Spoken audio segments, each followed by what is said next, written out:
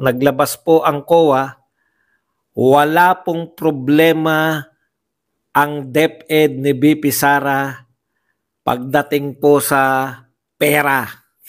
Ito sabi, Luis Tro, binasag si Marcoleta. Kaya mo bang basagin yun? Proven na yun si Marcoleta na malupit. Alam mo, kinalaban ni Marcoleta, Jinky. Kaya po nagsisip-sip yung mga yang Keko at saka kay Martin.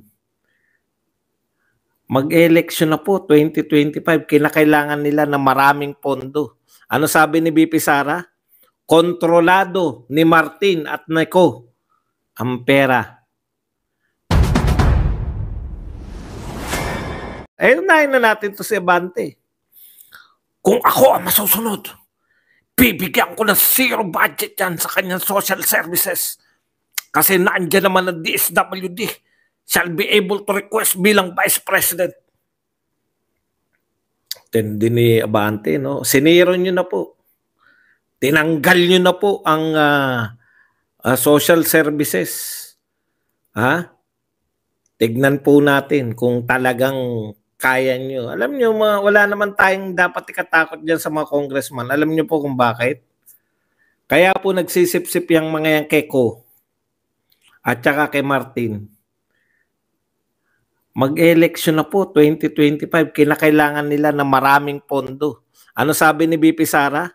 Kontrolado ni Martin at Neko ang pera ng Pilipinas. Hindi lang po ng Kongreso. Pera ng Pilipinas. Kaya po sila na, bayaan nyo po, after ng election, pag nanalo na po yung mga yan, no? After ng election, wala na po yan. Lame duck president na po ang, ngayon pa lang, lame duck president na tingin natin, di ba? Lame duck president na po yan. Maliban na lang kung magdedeklara ng martial law. No? Kasi wala na eh. Tapos na yung kanyang ano eh. Tsaka po yan. Siyempre, yung mga matatalino din yung congressman. Putya, may pag-asa ba to si Martin na talunin to si BP Sara? Dito na tayo sa safe. Mag-uunti-unti nang umiska po yan mga yan. Same people. Makikita nyo po. Okay. Unahin na natin to.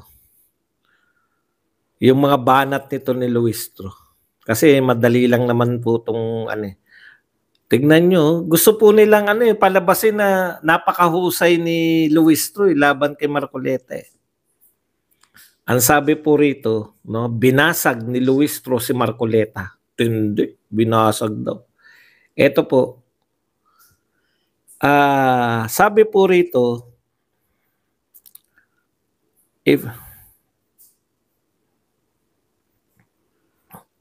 nonetheless, I understand that by tradition, we're supposed to extend parliamentary courtesy.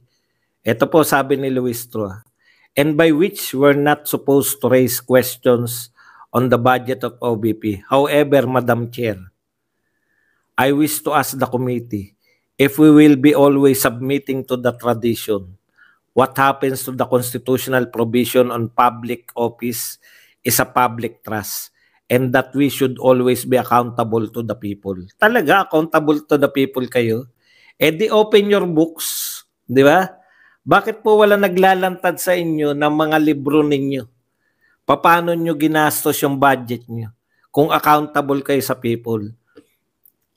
Bakit ang tinitignan nyo lang yung pera ang ginastos ng ibang ahensya? Pero yung pera nyo mismo ayaw nyong i-open. Yun yung unang tanong. Ikalawang tanong. Talaga, hindi na kayo dapat sumunod sa tradisyon? Bakit hindi nyo sinalang si Pangulong Marcos? Bakit hindi nyo hinayaang magtanong yung mga makabayan black? Di ba? So, ibig sabihin, sumusunod kayo sa tradisyon, wag lang si BP Sara. Susunod pa rin kayo sa tradisyon kasi hindi ka naman pumalag ng ganyan. Sinabi mo ba na hayaan yung makabayan black na magtanong sa budget ni Pangulong Marcos? Hindi ka naman pumalag eh. Ibig sabihin, yung tradisyon sinusunod mo pa rin kung pabor sa inyo. Pero kung hindi pabor sa inyo, babaragin ninyo yung kondisyon. Kaya mas tama si Marcoleta. mas consistent si Marcoleta. Kasi ang sabi ni Marcoleta, kahapon, gustong magtanong ng Makabayan Black. Hindi nyo na pinagtanong. Bakit? Ino-honor natin yung long-honored tradition na hindi ko questionin yung budget ng President at Vice President. Ano sabi ni Marcoleta? Tama yun. So, ibig sabihin, si Marcoleta naniniwala sa tradisyon na yung Pangulo at Vice President dapat. Kasi hindi niya inayunan yung yung pagtatanong ng mga Makabayan Black. So, sino yung mas consistent sa inyo? Ni Marcoleta. Doon pa lang, talo ka na eh. Di ba? Ikaw, dito, sa Office of the President, we turn blind eye. Huwag nating gamitin yung ating public trust. No? Tradition tayo. Long-honored tradition tayo pagdating sa Office of the Vice President. Kinabukasan, pagdating sa Office of the Vice President, kinakailangan public trust. That we should accountable to the people. O, sinong mas consistent sa inyo? Si Marcoleta. Kasi consistent siya na dapat talagang hindi na questionin yung budget ng Pangulo. Ganon din yung budget ng Office of the Vice President. Yun po yun. Yun yung ibig sabihin nung dapat consistent ka sa sinasabi mo. Hindi yung kahapon, pabor kayo sa tradisyon, kinabukasan, hindi na kayo pabor. Sa bulsa lang yata kayo pabor eh. Di ba? Okay. Punta po tayo sa isa pa. Ako nakinig ako eh. Nakinig ako ng hearing ng OVP budget eh. Kaya hindi mo kami maluloko dito, Luistro. Hindi mo kami madadaan sa ala dilema mong estilo. Sabi niya, this is almost 65 million which were not properly liquidated with the COA. To the second concern, the lapses in inventory management, this is the same observation that we have had in budget of the Department of Education. Oh, palpa ka na kagad. No? Kasi sinabi na ng COA, walang problema. Mamaya, talakayin natin yung mamaya. How do we know that this is not really a case of ghost delivery? O, nag-iimbento ka na. No? Kunwari, nagtatanong ka. Ghost delivery daw. O yan, yung pansarap. Okay, sagutin na kita. Sabi ng COA, nakinig ako eh. Sabi ng COA, itong mga pansarap, yung mga pandesal, Nutriban at kung ano pa man, no? Dineliver yan, tinanggap ng mga principal yan at kung sino yung pinagbigyan. Yung mula dun sa pagde-deliver, Office of the Vice President, nireceive yan. Marurunong sila eh, pinareceive. Pero yung pinakain na sa bata, dun lang po may problema. Sabi ng COA, sa actual na activity, yung actual na pagpapakain. So nireceive po yan ni principal, nireceive ni barangay captain at kung sino man yung nag-receive. Ang nakalimutan lang po nila, yung nagpapakain na sila. Hindi nila napapirma yung mga kumain. So mula po sa Office of the Vice President, wala pong problema. Di ba? Wala pong problema. Pina-receive nila eh. May problema yung nag-receive. Hindi natin alam kung kinain niya yung kinain niya yung mag-isa o. Ganun lang po yun, no? Wala pong issue. Hindi nga po notice of disallowance, masyado lang kayong advance eh. Ina-advance nyo lang eh. Nasa proseso pa lang yan eh, no? Pinasasubmit pa lang sila. Nasaan yung mga pumirma, nasaan yung pirma ng mga kumain? Ay, kulang po ba? Normal lang po yan. No? Normal lang po na may nakakalimutan. Kaya nga may COA eh. Para ipaalala sa'yo kung ano yung kulang mo eh. O kulang ka ng pirma rito.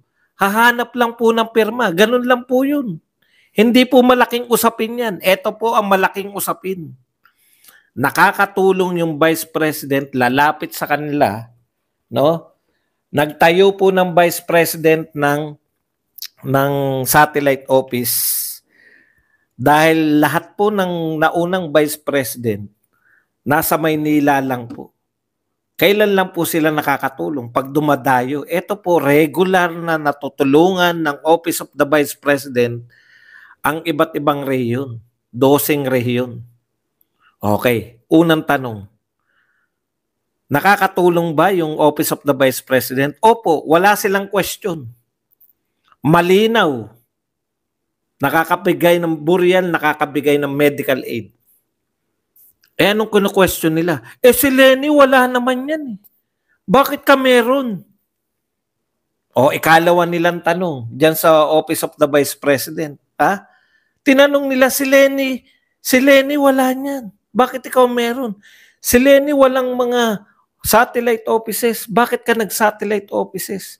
Hindi po nila tinanong kung nakatulong ka ba talaga o hindi. Hindi po sila after dun. Galit nga sila eh. Pag nakakatulong yung Vice President, meaning, ang pakiramdam nila, boto to kay Sara Duterte. Hindi po nila dinideny na may nagawa. At dahil may ginawa, at dahil nakatulong sa mamamayan ng Vice President, imbis po na yung i-congratulate ng Congress na maayos, tanong, meron po bang problema? Naging problema sa pera? Doon po sa mga social services? Wala po. Ang pinoproblema po nilang pera, alam nyo kung saan? Yung pinoproblema nila? Sa confidential fund doon 2022. Pero lahat po ng budget ng Vice President mula 2022 hanggang 2024, hindi po sila namumblema sa pagbibigay ng tulong.